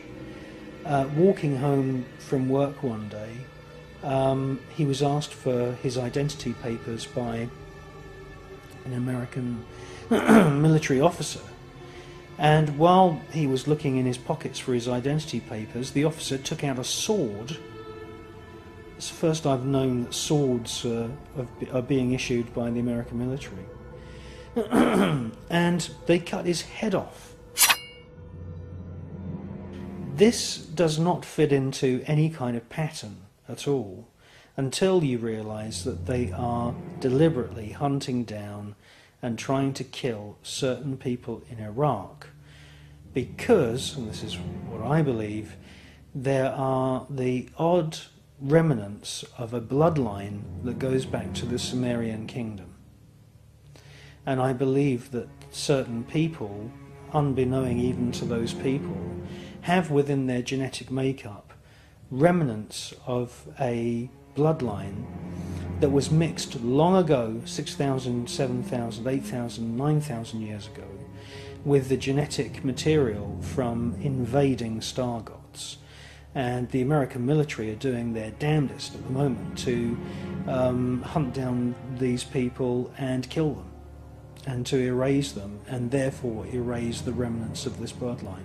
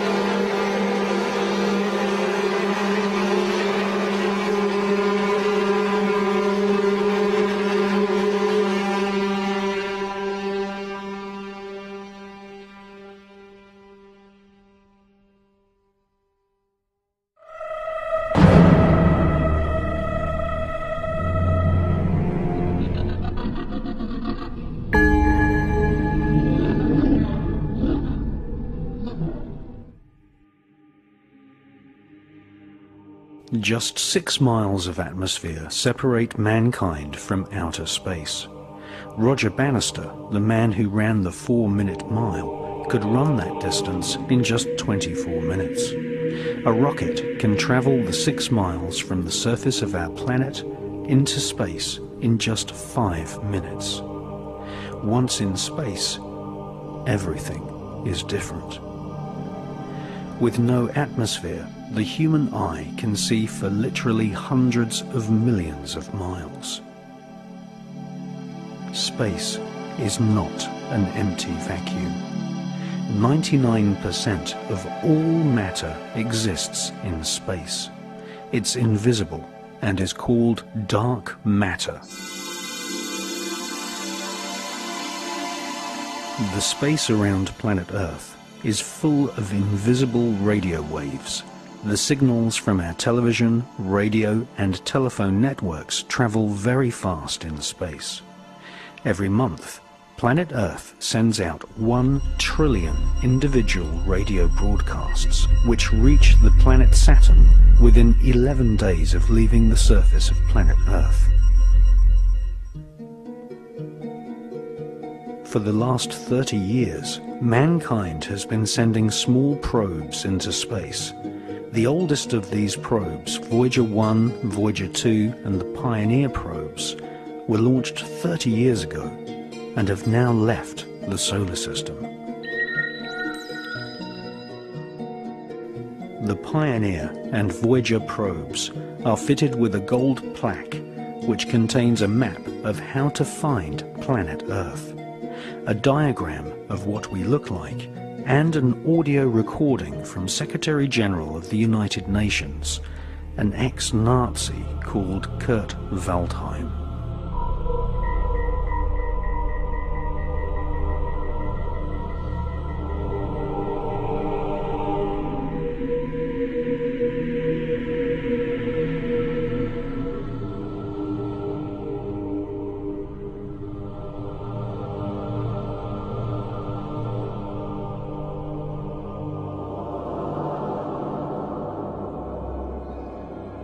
This film is about the scientists and government agencies who have, throughout the ages, kept a very big secret from mankind. For the first time on film, we expose the cosmic conspiracy against mankind, the conspiracy of silence led by NASA, which keeps us all living in ignorance of the greatest revelation in human history, that we, mankind, are not alone in the universe, that within our own galaxy, thousands of life forms exist, which, like us, have the ability to build and fly craft which can travel from one planet to the other. This is the untold story of archaeologists, astronomers, astronauts, and scientists who have been airbrushed out of history because they told the truth. The truth is that planet Earth has been invaded by aliens many times in the past. Rock art preserved from thousands of years ago clearly show aliens interacting with humans and animals.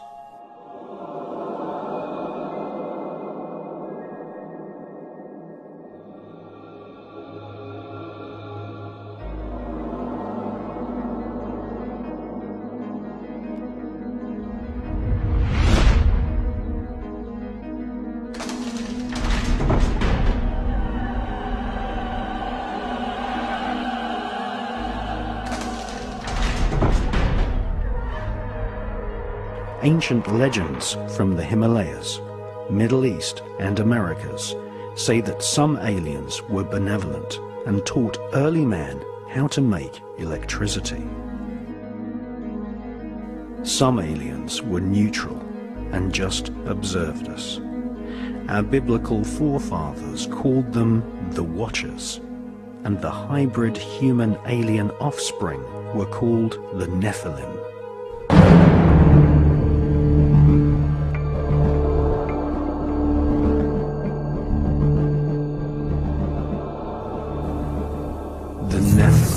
Shall be called evil spirits when they come to live on earth.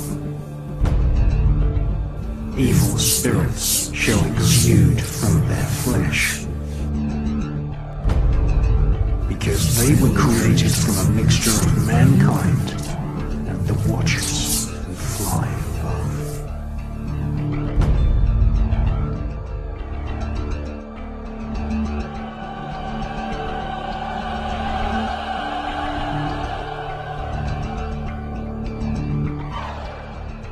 Himalayan legends tell of flying craft which exterminated whole regions of planet Earth using atomic weapons. Hostile aliens have invaded Earth many times, causing human civilization to crumble into dust, only to be rebuilt over thousands of years. We are not alone. We have never been alone.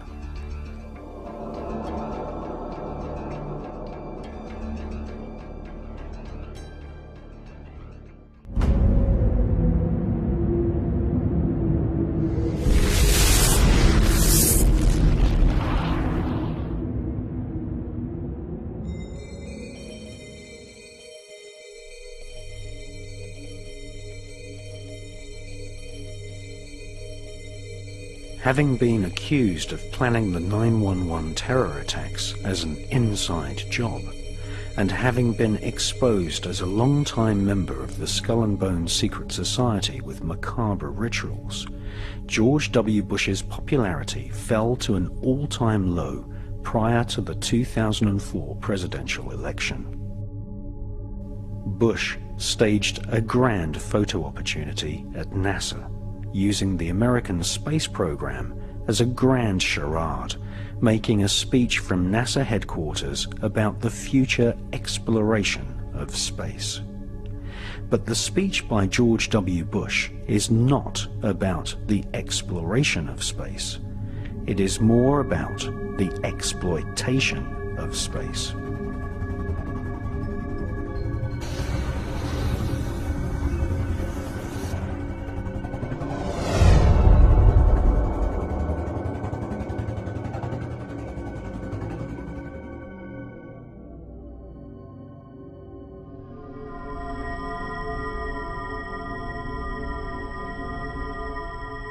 the US government has weaponized space.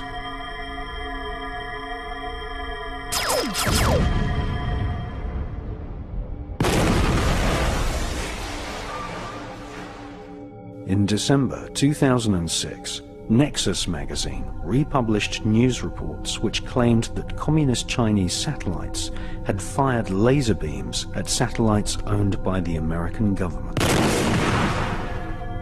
Star Wars are happening right now.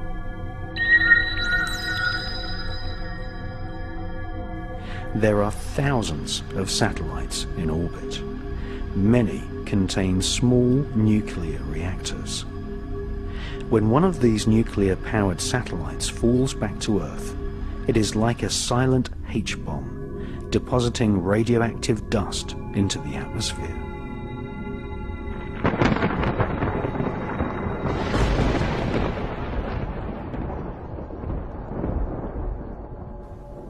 Just 1 pound of plutonium dust deposited into the Earth's atmosphere would kill all living creatures and plant life on the face of the planet.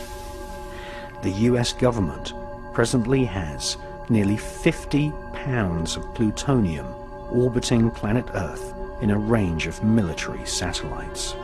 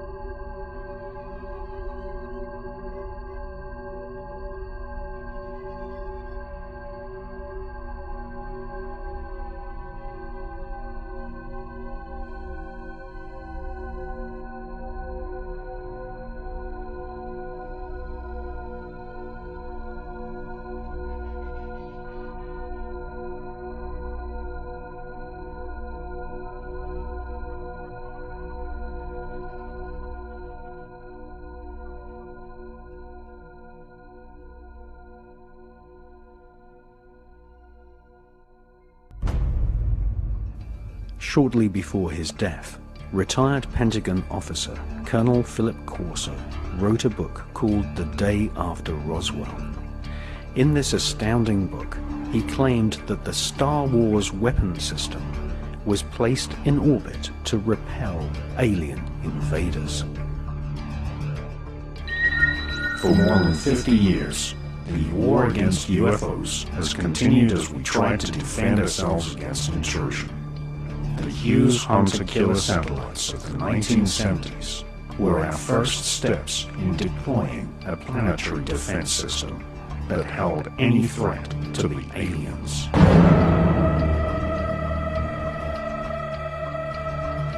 The US military has better, more accurate, and more powerful weapons for killing UFOs than were deployed in the movie Independence Day.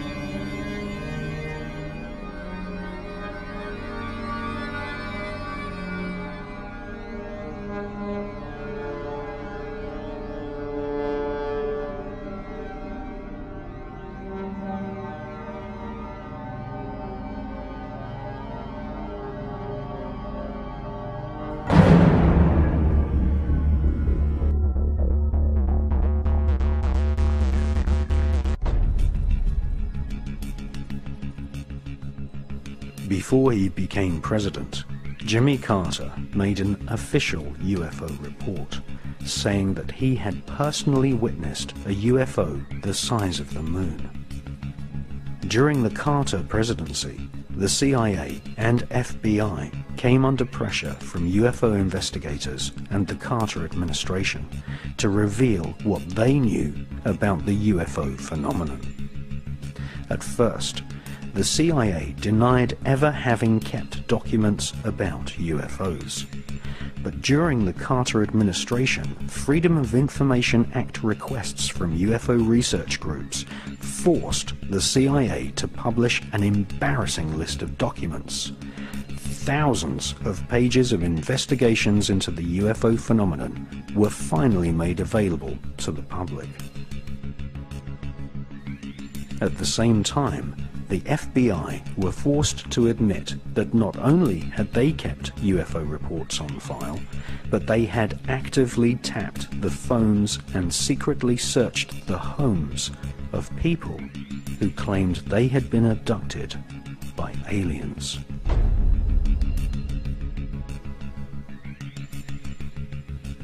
Of all the government agencies who have been deliberately silent regarding the possibility of aliens visiting planet Earth, it is the National Aeronautical and Space Administration, NASA, which has steadfastly refused to admit that they are actively involved in UFO research.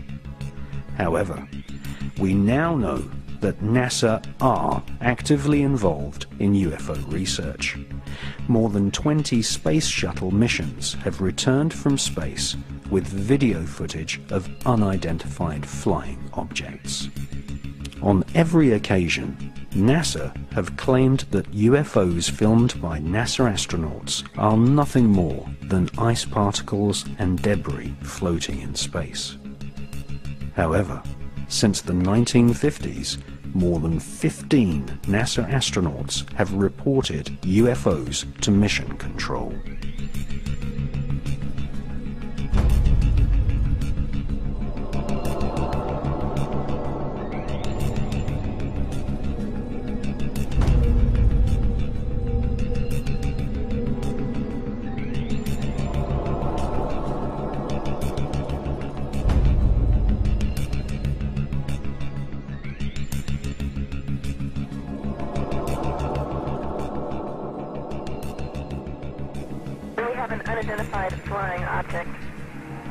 On March the 14th, 1989, amateur radio enthusiasts recorded a transmission on a secret NASA frequency from Space Shuttle pilot John Blah. Houston, this is Discovery. We still have the alien spacecraft under absorbance.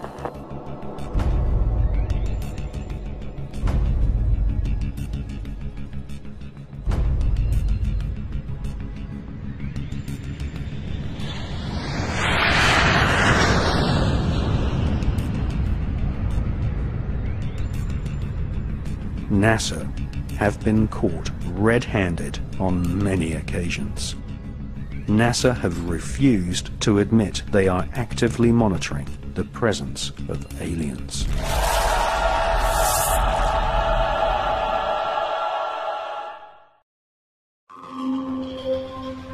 Now, for the first time on film, we reveal documents from NASA archives which plainly show that NASA is most certainly involved in UFO and alien research. We prove, using actual NASA documents, that not only do NASA scientists believe that aliens are visiting planet Earth, but that NASA have funded studies to research UFOs on the Moon.